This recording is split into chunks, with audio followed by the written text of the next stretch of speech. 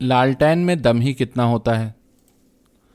کمرے میں اتنی روشنی نہیں تھی کہ دیواروں پر کی ہر چیز صاف صاف دکھائی دے جائے۔ روشنی اگر زیادہ ہوتی یا وہاں دن کا اجالا ہوتا تو یقیناً ایک تصویر صاف صاف بولتی۔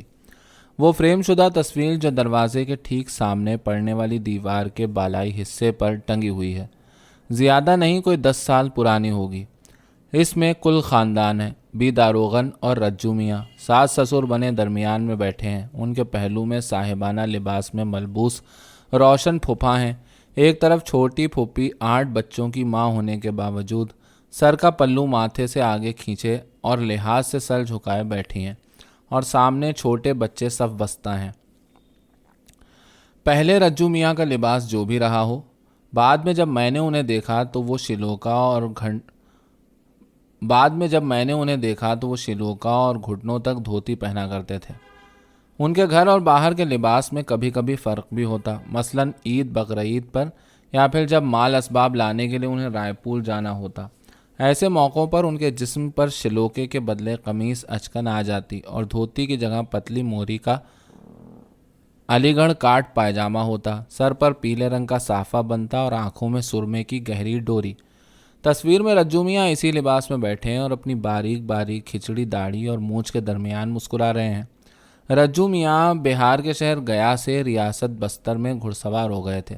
وہ آخر تک کہتے رہے کہ ان کے رشتہ دار ادھر ہی پڑے ہیں، گھر بار بھی ہے اور زمین جائیداد بھی، لیکن مرزا کی طرح ایک بار بستر آ کر وہ واپس نہیں گئے، بھلے پہلے 1-2 سال وہ اپنے وطن جاتے رہے ہوں۔ بی کے یہاں آنے کے بعد کبھی ایک بار بھی گھر جانے کا نام نہیں لیا۔ یہی وہ بی داروغن کو بھی سنایا کرتے تھے، لیکن بی کے اصرار کے باوجود وہ عام موقعوں پر نہ تو گیا گئے اور نہ اپنے بھائی، چاچا اور بہن کے انتقال پر یہاں سے ہلے۔ رشتہ داروں میں سے کسی کے انتقال کی خبر ملتی تو دل ضرور اداس ہو جاتا، بیٹھ کر رو دھو بھی لیتے، لیکن اس سے آگے کچھ نہیں کیا۔ بی داروغن تانے دیتی، تم تو سارے رشتے ناتے توڑ کر ایسے بیٹھ گئے ہو جیسے وہ تمہارے کچھ ہیں ہی نہیں۔ چھی چھی، یہ تو اچھی بات نہیں، تم اپنوں ہی کے لیے غم نہیں کرتے تو بھلا ہماری کیا حیثیت ہے۔ رجو میاں ہنس کر کہتے، اسی لیے تو کہتا ہوں کہ مجھے وہاں نہ جانے دو۔ یہاں سے ایک بار بھی گیا تو پھر میرے لوٹنے کی امیدیں نہ رکھنا، وہاں پہنچا تو وہیں کا ہو کر رہ جاؤں گا۔ بی چپ لگا جاتی یا پھر دھیرے سے کہتی، سچ سچ بتانا، کہیں تمہاری شادی تو نہیں ہو گئی تھی؟ ایسا تو نہیں ہے کہ وہاں تمہارے بال بچے بیٹھے تمہارے نام کا رونا رو رہے ہوں اور یہاں عذاب مجھ بے گناہ پر پڑے؟ کیا تم نے مجھے باندھ لیا تھا؟ ان کا دو ٹوک جواب ہوتا، ایسا ہوتا تو کبھی کا چھوڑ چھاڑ کر چلا گیا ہوتا۔ بی داروغن کی آنکھیں چھلچھلا آتی اور وہ بھیگے لہجے میں کہتی، اور چاہے کتنے گناہ ہو گئے ہوں، اللہ کے لیے مجھے اس عذاب سے ضرور بچائے رکھنا۔ جب رجو میاں سے بی کا نکاح ہوا تو روشن 12 سال کا تھا اور اسکول میں پڑھتا تھا۔ نکاح نہ ہوتا تو شاید زندگی بھر اسی طرح نپ جاتا جیسے گزشتہ 5 برسوں تک نپتا رہا تھا، لیکن رجو میاں نے ضد پکڑ لی۔ بولے، زندگی کا کوئی بھروسہ نہیں ہے، کل کچھ ہو گیا تو ہم لوگوں کی مٹی کا کیا ہوگا؟ سماج والے تو کندھا بھی نہ دیں گے اور لاش قبرستان کی بجائے گیدڑ اور سیاروں کے حوالے کی جائے گی۔ نہیں نہیں، یہ سب زیادہ دن نہیں چلے گا۔ بی داروغن آخر تک متذبذب رہیں۔ سوچا تو کہ لوگ کیا کہیں گے، میری کتنی بدنامی ہوگی کہ ایک کے مرتے سے ہی دوسرا ہضم کر لیا۔ روشن بھی اب بڑا ہو رہا ہے، ابھی بھلے کچھ نہ کہے، 2 سال بعد وہ کیا سوچے گا؟ اور کیا ایسے رہنے میں بدنامی نہیں ہے؟ انہوں نے کہا، جب آنکھ کھل جائے تبھی سویرا۔ اگر غلطی کی فوراً اصلاح کر لی جائے تو وہ غلطی نہیں رہتی۔ شاید تمہیں مجھ پر بھروسہ نہیں ہوتا ہوگا کہ میں تمہارے ساتھ رہ سکوں گا یا نہیں۔ ڈرتی ہوگی کہ اگر کل چھوڑ کر چلا گیا تو تمہارا کیا ہوگا۔ نہیں نہیں، یہ بات نہیں، بی وفور محبت سے چھلک کر جواب دیتی۔ اعتبار نہ ہوتا تو میں اپنی عزت سے نہ کھیلتی۔ آخر گنے چنے لوگوں کی موجودگی میں بی کا نکاح ہوا اور سب لوگوں کے درمیان رجو میاں روشن کے باپ بن گئے۔ تصور کرنے پر یکایک یقین نہیں آتا، نہ جانے کون سے پردوں کو چاک کر کے دیکھتا ہوں کہ بی داروغن کسی ڈھول تاشے یا شور و غل کے بغیر دوبارہ دلہن بنی ہے، اور 12 سال کا روشن کچھ سمجھتا اور نہ کچھ سمجھتا ہوا ایک کونے میں بیٹھا حیران آنکھوں سے گھور رہا ہے۔ نہ سہاگ گیت ہیں، نہ سہیلیاں، نہ لڑکی والیاں، نہ ہنسی مذاق اور نہ شادی بیاہ کا پر امنگ ماحول۔ ایک بجھا بجھا اداسیوں میں ڈوبا بیزار سا ماحول ہے، جس میں گنی چنی بوڑھی نیم بوڑھی عورتوں کی اکتاہٹ زدہ جماہیوں کے درمیان محضر سے ڈھکی بھی داروغن سر کا پلو فرش تک کھینچے بیٹھی ہیں۔ مردانے میں قاضی شہر میاں رجو سے کہتے ہیں، جناب مرزا کرامت بیگ مرحوم کی بیوہ موسومہ اسلام بی بوکالت عبدالستار صاحب ہمراہ 2 گواہوں کے مہر مبلغ 500 روپے سکہ رائج الوقت علاوہ نان نفقہ کے آپ کے نکاح میں دی گئیں، کیا آپ نے قبول کیا؟ محضر کی طرف ایک جھپکی کے لیے ٹھٹک کر بھی داروغن رجو میاں کے ساتھ ساتھ آہستہ سے 3 بار دہراتی ہیں، قبول کیا میں نے اپنے نکاح میں۔ باہر مصری چھوہارے لٹائے جاتے ہیں اور بچوں کے ساتھ بوڑھے بزرگ مقدس بارش مہمان بھی اس لوٹ میں شریک ہوتے ہیں۔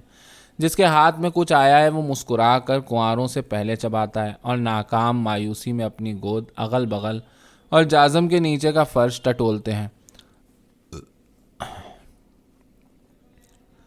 پتہ نہیں اس رسمی نکاح کے بعد کی رسمی رات کیسے آئی اور گئی ہوگی۔ رفتہ رفتہ مہمان رخصت ہوتے ہیں، پہلے مردانے، پھر عقبی دروازے سے چادر والی، برقعے والی، گھونگھٹ والی، بچوں والی اور ازار شلوار والی عورتیں۔ باہر مردانے میں بچھا فرش خالی ہو جاتا ہے، جلتے ہوئے پیٹرومیکس کے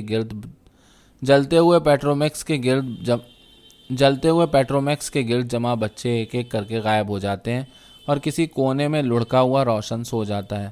سب سامان سمیٹ اور سنگوا کر رجو میاں نکاح کے نئے جوڑے میں نوشہ بنے دھیرے سے آ کر بھی داروغن کے پاس کھڑے ہو جاتے ہیں، شاید مسکراتے ہیں یا شاید سنجیدگی سے دیکھتے ہیں۔ انہیں اپنی بیوی کو رخصت کرا کر کہیں نہیں لے جانا ہے۔ وہ رات گزشتہ تمام راتوں سے کن معنوں میں مختلف ہو کر آئی ہے، جیسے وہ کھڑے ہوئے یہی سوچ رہے ہیں۔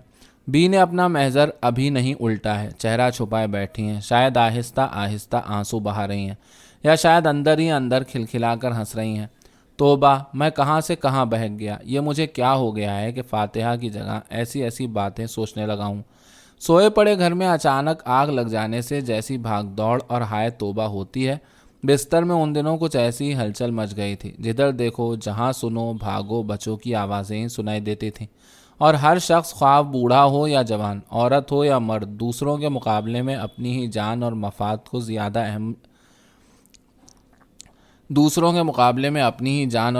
کو زیادہ اہمیت دیتا ہوا خطرے سے نکل جانے کی ہر ممکن کوشش کر رہا تھا۔ اللہ اللہ، خدا وہ دن دشمن کو بھی نہ دکھائے، جانی دشمن کو بھی نہیں۔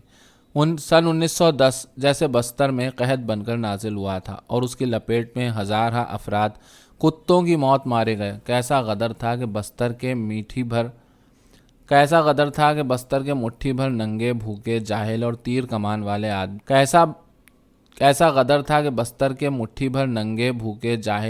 کمان والے آدیواسیوں نے انگریزی حکومت کے چھکے چھڑا دیے۔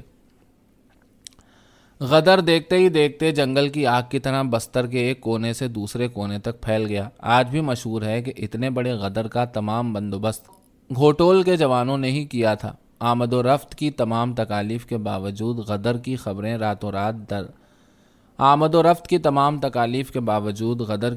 راتوں رات دور دراز کے دیہاتوں تک پہنچ جاتی تھیں۔ اس غدر کا نشاں آم کی چھوٹی ڈال میں بندھی ایک لال مرچ تھی جو دست بدست قریہ قریہ گھر گھر پہنچ گئی تھی، جیسے برسوں کا دبا لاوا اچانک پھوٹ نکلا ہو اور جیسے اسے مکمل بے نیازی سے محض آگ بن کر آس پاس کی تمام چیزوں کو اپنی آغوش میں سمیٹتے جانا ہو۔ وہی ہوا، بے پناہ مارکاٹ ہوئی اور سرکاری ملازموں میں سے جو مل گیا اسے ایک گھاٹ لگا دیا گیا۔ کسی جنگل یا پہاڑی کے دامن میں آدیواسیوں کا عظیم الشان اجتماع ہے۔ گرفتار شدہ سرکاری ملازمین پیڑوں سے بندھے ہوئے اپنی بدقسمتی کے منتظر ہیں۔ جس کی باری آتی ہے پہلے اس کا جرم سب کو سنایا جاتا ہے۔ نام ضرورت نہیں، کام پٹواری، کھیتی کے لیے زمین نہیں دیتا تھا، کئیوں کے کھیت بے دخل کرائے اور ان کے پیٹ میں لات ماری، کھانے کے لیے روز مرغا بکرا اور شراب چاہیے۔ فیصلہ ہوتا ہے کہ جن انگلیوں سے لکھ لکھ کر یہ لوگوں کو برباد کرتا رہا ہے ان انگلیوں کو پتھر سے کچل دو اور حرام کے پیسوں سے مزے اڑانے والے منہ میں سب کے سامنے گوبر بھر کر اسے کھلاؤ۔ دوسرا مجرم، نام ضرورت نہیں، کام فارسٹ رینجر یا فارسٹر، جنگل تیرے باپ کا ہے، اس پیڑ کو کاٹو، اسے نہ کاٹو، یہاں سے لکڑیاں لے جاؤ، وہاں سے لے جانے پر جرمانہ ہوگا، بتاؤ سالے کو جرمانہ کیسا ہوتا ہے۔ تیسرا مجرم، نام ضرورت نہیں، کام پولیس انسپکٹر، تھانے سے جان چھڑا کر پہاڑی کی طرف بھاگتا ہوا پکڑا گیا۔ اس کے ہاتھ پاؤں رسیوں میں باندھ کر راستے پر گھسیٹ کر لایا گیا تھا۔ انجام، तमाम जिस्म बुरी तरह जख्मी है। गांव वालों को इंसान नहीं जानवर समझता था। कदम कदम पर बेगाल चाहिए। किसी को बेंत या कोड़ों से मार देना कोई ख़ास बात नहीं थी।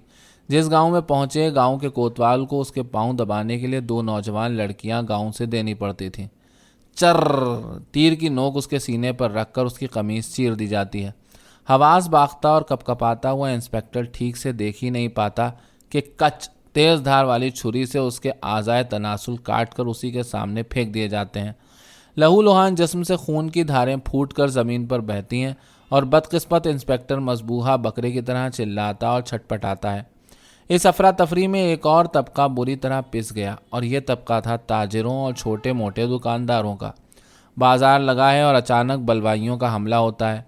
लगी लगाई सजी सजाई दुकानें देखते ही देखते लुट जाती हैं, भगदड़ मच जाती है और कुछ ही देर में सारा बाजार खाली हो जाता है।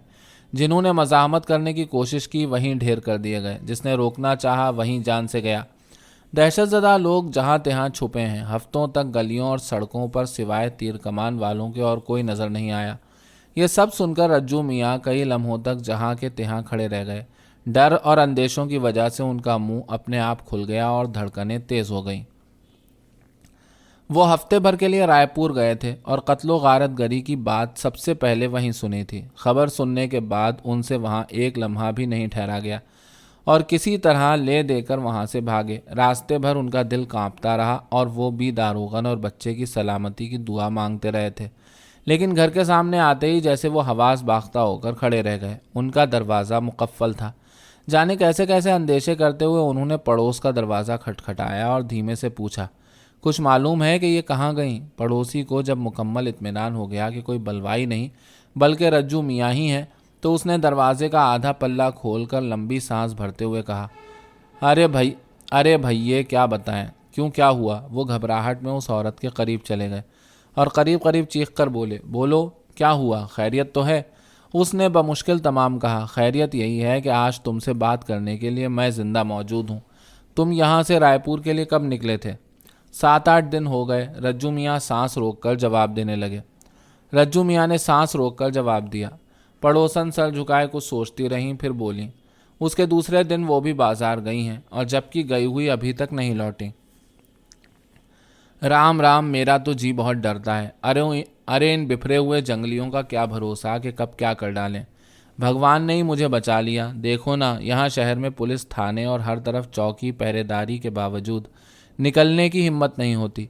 रज्जू मियाँ का पैमाना सब्र आखिर छलक गया। वो चिल्लाकर उसे डांटना चाहते थे। अजीब बेमुरव्वत और खुदगरज औरत है, किसी की फिक्र के मारे जान पर बनी हुई है और ये है कि उसे कुछ बताने या तसल्ली देने के बजाय उल्टे ज़ाहिर में ज़रा झुंझलाकर देखते हुए बोले, भला ऐसी हालत में उन्हें बाजार जाने की क्या ज़रूरत थी? अब किसे पता था भैया कि अचानक ये बलवा हो जाएगा। वो तो खैर न जाने कैसे मैं रुक गई, वरना क्या उसके साथ वालों में कोई वापस आया? उन्होंने बीच में ही बात काटते हुए पूछा। वैसे वो समझ गए थे कि ज़्यादा वक्त ज़ाय करना बेकार है। सवाल करने के बाद भी जवाब सुनने के लिए रुकना नहीं चाहते थे। वो दहलीज से बाहर आ गए और चलते चलते सुन लिया कि 1-2 लोग किसी तरह भाग आए हैं, लेकिन बाकी लोगों का कुछ पता नहीं। बहुत देर से आकाश में सियाह बरसाती बादल घिरे हुए थे और वक्फे वक्फे से बिजली चमकती थी। उनके सड़क पर आते आते हवा तेज़ हो गई और थोड़ी देर में ऐसी भयानक आंधी चली कि 10 मिनट में ही तमाम माहौल को मलिया मेट करके रख दिया। मोती तालाब की अमराई वाला बिजली का खंभा एक तेज़ झक्कड़ से ज़मीन पर लौटने लगा और मस्जिद के सामने पुराना कदम बहुत ज़ोर से अरार आकर गिर पड़ा। वो छतरी के बगैर बारिश में भीगे हुए रोशन के हॉस्टल की तरफ चले कि शायद उसे अपनी माँ के बारे में कुछ मालूम हो। इधर गुज़श्ता 2-3 बरसों में दोनों ने मशवरा करके रोशन को स्कूल बोर्डिंग हाउस में दाखिल कर दिया था, क्योंकि मिर्ज़ा के बाद बी को मजबूर होकर कारोबार की जानिब मुतवज्जे होना पड़ा और दोनों के इधर उधर चले जाने की वजह से रोशन को तकलीफ़ होती थी और पढ़ाई लिखाई का भी नुकसान होता था। बी पहले इसके लिए तैयार न थी और हॉस्टल जाने के दिन रोशन भी खूब बड़बड़ाया, लेकिन आखिरकार सख्ती से काम लेना पड़ा। यूँ निकाह के बाद वो रोशन की बातचीत और तर्ज अमल में एक हैरत अंगेज़ तब्दीली देख रहे थे। उसमें ना तो पहले जैसी शौक़ी रह गई थी और ना उनके लिए मोहब्बत। वो अक्सर अलग अलग और गुमसुम बैठा अपने आप ही कुछ किया करता था या फिर अकेले ही कहीं निकल जाता। انہوں نے کئی بار دیکھا کہ روشن کے سامنے آتے ہی بی اکثر سٹپٹا جاتی ہیں، جیسے کسی گناہ کے لیے اندر ہی اندر اپنے کو قصوروار مانتی ہوں۔ انہیں خود بھی اس بات کا کئی بار احساس ہوا تھا۔ بہت دنوں تک دونوں کے دلوں کو یہ بات الگ الگ کریدتی رہی، اور بالآخر ایک دن بی نے کہا کہ روشن کے چچا، تم ایک چیز دیکھ رہے ہو کہ روشن اکثر خاموش رہتا ہے اور بچوں کی طرح کھیلتا ہے، نہ بولتا چالتا ہے۔ جتنا سوال کرو بس اتنا ہی جواب، ورنہ کسی بیمار شخص کی طرح کسی کونے میں بیٹھا ٹکر ٹکر دیکھتا رہتا ہے۔ ان سے زیادہ شکایت رجو میاں کو تھی۔ روشن نہ صرف ان سے کم بات چیت کرنے لگا تھا، بلکہ کبھی کبھی ان کی باتیں سنی انسنی بھی کر دیتا تھا۔ ایک آدھ بار جب انہوں نے سختی سے بات کی تو وہ چڑچڑانے یا جھلانے لگتا اور پاؤں پٹکتا ہوا باہر نکل جاتا۔ پھر بھی انہوں نے ظاہر میں بی کی بات کی تائید نہیں کی، ہنس کر بولے، ارے بچہ ہے، اس کی بات کا کیا؟ بچہ ہے تبھی تو کہتی ہوں، بی داروغہ نے بھررائی آواز میں کہا تھا۔ کہیں یہ بات تو نہیں کہ ہمارے نکاح سے اسے صدمہ پہنچا ہو؟ شاید ہم لوگوں نے ٹھیک نہیں کیا۔ کیوں؟ چھی چھی، تم تو پاگل ہو، اسے ان سب باتوں کی کیا سمجھ؟ کچھ بچوں کا مزاج ہی ایسا ہوتا ہے۔ اتنی بات کہہ کر حالانکہ انہوں نے ہنسنے کی کوشش کی، لیکن محسوس ہوا جیسے یہ بات کہتے ہوئے ان کی زبان لڑکھڑا رہی ہے، اور اگر ذرا گہرائی سے دیکھیں تو ان کی قلعی کھل جائے گی۔ ادھر وہ دیکھ رہے تھے کہ روشن نہ صرف ان سے کم از کم بولنے کی کوشش کرتا، بلکہ ایسا ہر موقع ٹال جاتا جس میں ان کا آمنا سامنا ہو۔ مثلاً سردیوں میں دھوپ نکلے بغیر کسی کا منہ نہیں دھلتا، کوئی ضروری کام نہ ہو تو ہر ایک اس بات کا انتظار کرتا رہتا کہ پچھواڑے پر دھوپ اتر آئے تو اس کے بعد اس کا منہ دھلے۔ لیکن روشن کے ہاسٹل جانے کے پہلے کئی بار ایسا ہوا کہ اگر پہلے سے رجو میاں چبوترے پر مسواک کرتے ہوئے بیٹھے ہوں تو روشن ان کے اٹھنے کا انتظار کرتا، اور اگر ضرورت ہو تو ٹھنڈ کے باوجود غسل خانے میں گھس جاتا۔ پہلے انہیں یقین نہیں آتا تھا، لیکن ایک دو واقعات نے انہیں یقین دلا دیا۔ ارے مر جائے گا! اچانک کسی کا چلا کر یہ کہنا انہیں چونکا گیا۔ دیکھا کہ وہ بورڈنگ ہاؤس کے قریب پہنچ گئے ہیں اور انہیں سامنے کی بڑی نالی لانگھنی ہے۔ تھوڑی دیر میں ہی اتنی بارش ہو گئی تھی کہ نالیوں کا پانی کناروں تک آ کر اوپر بہنے لگا تھا۔ حالانکہ ہلکی ہلکی بوندیں آڑی ترچھی ہو کر اب بھی پڑ رہی تھیں، لیکن ویسے پانی تھم چکا تھا۔ بورڈنگ ہاؤس کے آس پاس کے گھروں کے بچے نالی کے پانی سے کھیلنے اور کاغذ کی ناؤ چلانے کے لیے اکٹھا ہو گئے تھے۔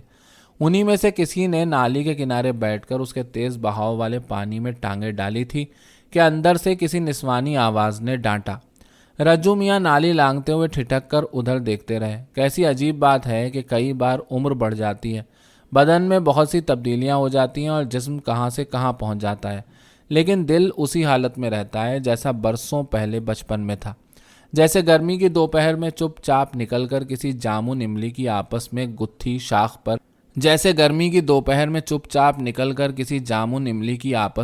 شاخ پر سو جانا، یا وہاں بیٹھ کر بے معنی گیت گانا۔ جیسے کہ یوکلپٹس کے پیڑوں کے نیچے نیچے چل کر ان کے سوکھے پھل چننا اور سوتی کچہری کے فرش پر بھنورے گھمانا، یا جیسے مطلب نہ سمجھتے ہوئے بھی بار بار گندی گالیاں بکنا۔ انہوں نے آہستہ آہستہ چلتے ہوئے احاطہ پار کیا۔ بورڈنگ ہاؤس کی بلڈنگ کے پاس پہنچ کر روشن کے کمرے کا نمبر یاد کرنے کی کوشش کرنے لگے۔ پہلی بار اس وقت آئے تھے جب روشن کے داخلے کے بعد اسے اس کمرے تک لے جا کر چھوڑنا تھا، اور دوسری بار آج جب کہ کیا روشن سے ملنا ہے؟ کسی لڑکے نے رجو میاں کے قریب آ کر پوچھا تو وہ چونک گئے۔ روشن کا کوئی ساتھی ہوگا شاید، انہیں پہچانتا تھا۔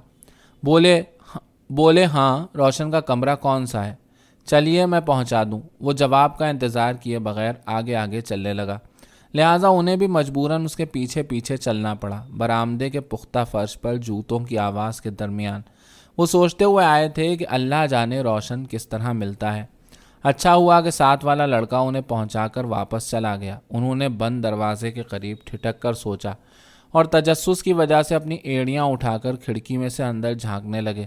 کمرہ چھوٹا سا تھا، ایک میز کرسی، اس پر پھیلی ہوئی کچھ کتابیں کاپیاں، ایک ٹرنک تصویر کی کھوٹیوں پر ٹنگے کچھ میلے کپڑے، اور چارپائی پر بیٹھا ہوا۔ فوراً ہی رجو میاں نے بجلی کی سی پھرتی سے اپنی آنکھیں شیشے پر سے ہٹا لیں۔ وہ ہٹ جانا چاہتے تھے، لیکن انہوں نے ایک پل رک کر کچھ سوچا، چوروں کی طرح ادھر ادھر تاکا اور اپنے پر جبر کرتے ہوئے اپنی آنکھیں پوری توانائی سے شیشے پر جما دیں، جیسے ہزاروں لوگوں کے درمیان چوری کرتے ہوئے پکڑے گئے ہیں۔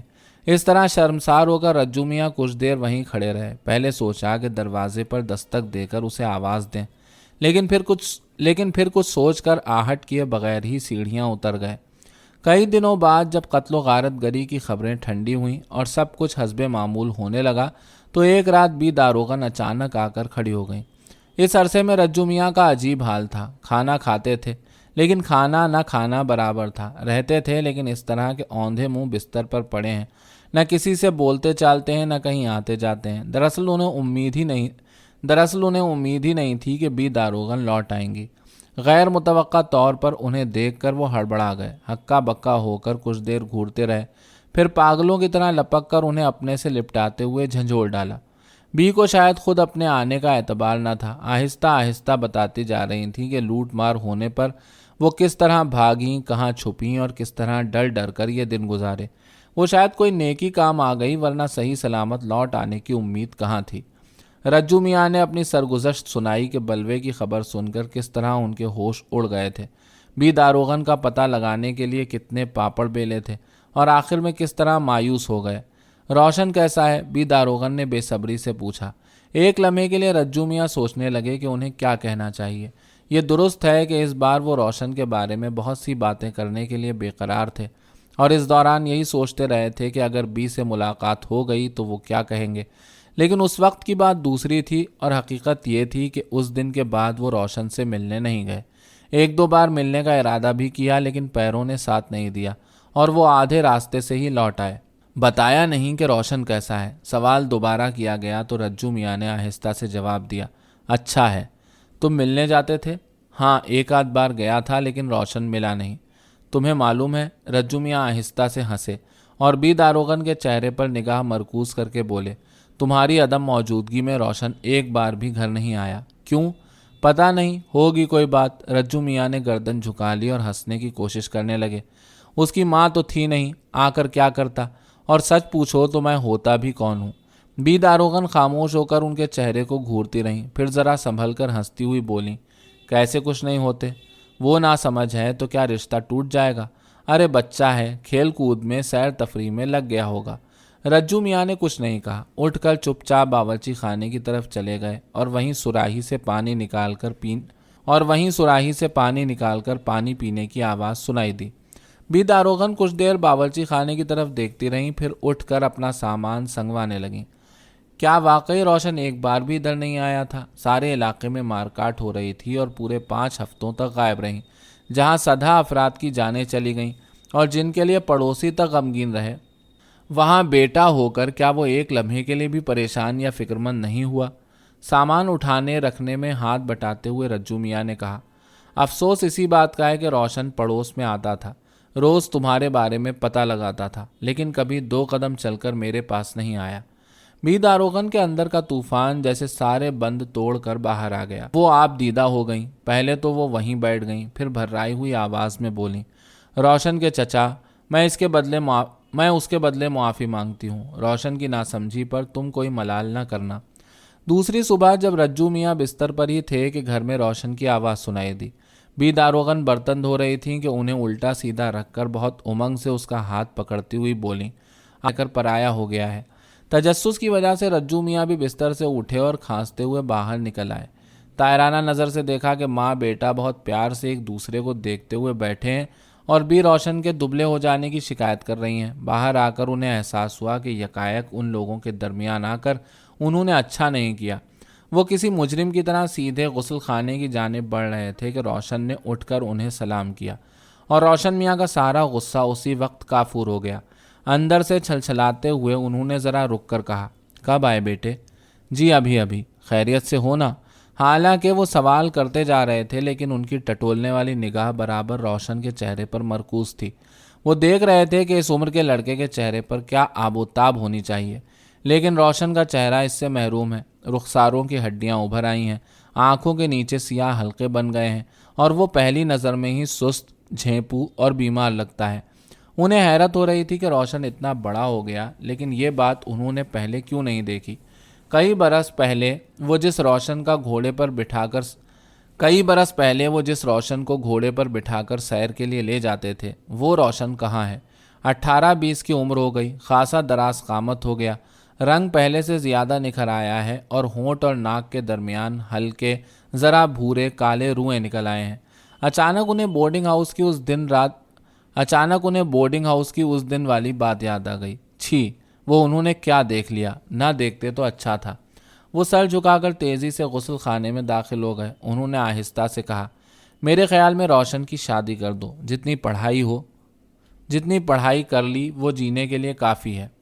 बी पास ही लेटी हुई थी अचानक उठंगी होकर बोली, तुम्हें ये अचानक शादी की बात कैसे सूझ गई? क्यों, क्या नहीं सूझनी चाहिए? लड़का जवान हो गया, खुदा न खास्ता किसी बुरी सोहबत में पड़कर भटक ना जाए, इससे पहले उसे सही रास्ते पर लगा देना चाहिए। बी हंसने लगी। बांस जैसा लंबा हो जाने से ही क्या तुम्हें वो जवान लगने लगा? अभी तो पूरा 20 का भी नहीं हुआ।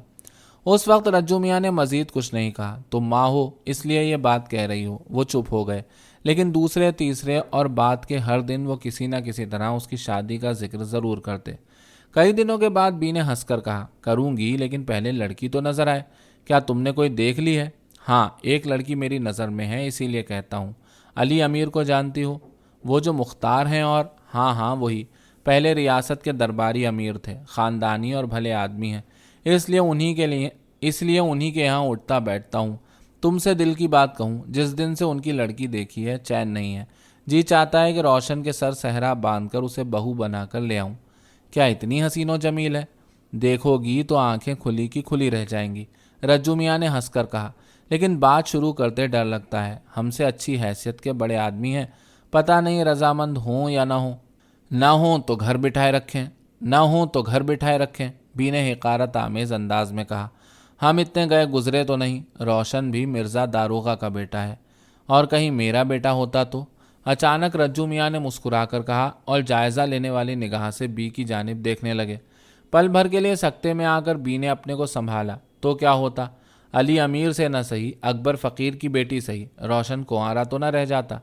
आहिस्ता आहिस्ता हंसते हुए रज्जू मियाँ ज़ोर से हंसने लगे, और हंसी हंसी में कही गई वो बात सच भी हो गई। साल भर के अंदर अंदर रोशन का नाम स्कूल से कटवा दिया गया। महीनों बी के चप्पल अली अमीर के घर के रास्ते पर चटकते रहे। बहुत हील हुज्जत के बाद पहले मंगनी हुई, बहस मुबाहसे और लड़ाई झगड़े के बाद शादी, और आखिर एक दिन अमीर की बेटी रोशन की दुल्हन बनकर इस घर में आ गई। ये छोटी फुप्पी थी।